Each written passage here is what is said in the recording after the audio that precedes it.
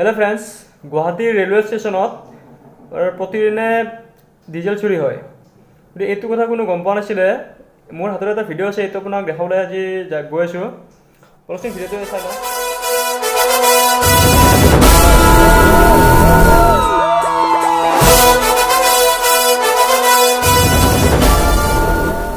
Guwahati railway स्टेशनत सक्रिय तेल चुरी चक्र।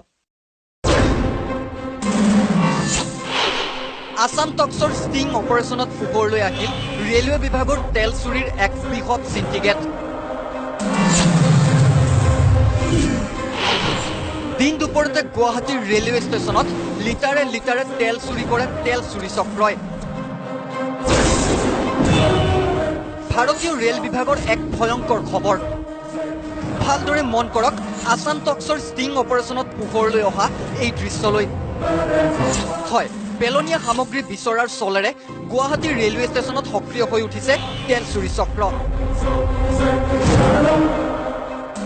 ট্ৰেইনৰ তেল ভৰোৱা পাইপেৰে এনেদৰে দিনে নিশাই ৰেলৱে বিষয়াক মেনেজ কৰি প্ৰতিদিনে চলি আছে তেল চুৰি।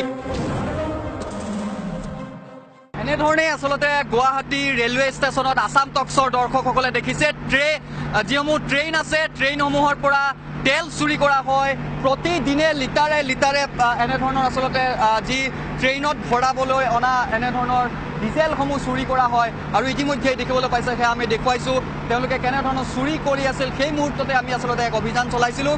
আনকি ৰেলৱে ষ্টেচনত চলি থকা এই তেল চুৰি চক্ৰই প্ৰায় ৰেলৱে আৰক্ষীৰ সন্মুখতে লিটাৰে লিটাৰে তেল চুৰি কৰি যায় কাকো কেৰেপ নকৰাকৈ। কিন্তু ভাৰতীয় ৰেল বিভাগৰ এই তেল চুৰিত কোন কোন বিষয়া জড়িত? আৰক্ষী বিষয়াৰ পৰা আৰম্ভ কৰি ৰেলৱে বিভাগৰ নিৰাপত্তাৰ দায়িত্বত থকা RPF তথা GRPৰ বিষয়াসকলেও পায় নেকি তেল চুৰিৰ মোটা ধন? কিয়নো তেল চুৰি চক্ৰ ইমানেই সক্ৰিয় যে বাল্টিৰ সহায়তো দিন দুপৰতে নিশ্চিন্ত মনে প্ৰায় নিয়ে চুৰি তেল।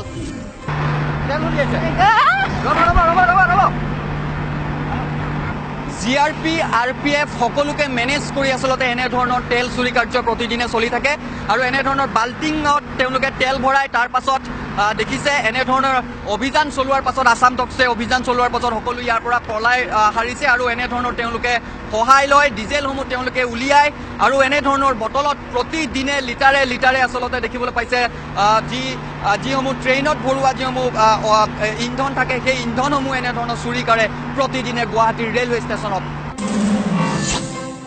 য'ত কেতিয়াবা যদি মহিলা আন কেতিয়াবা আকৌ কণ কণ শিশুসকলক এনেদৰে ব্যৱহাৰ কৰা হয় তেল চুৰি কৰিবলৈ আৰু যি দৃশ্য বন্দী হ'ল একমাত্ৰ আসাম টক্সৰ কেমেৰাত। কেমেৰা পাৰ্চন কালী দাসৰ সৈতে প্ৰাঞ্জল প্ৰতিম হাজৰিকা, আসাম টক্স।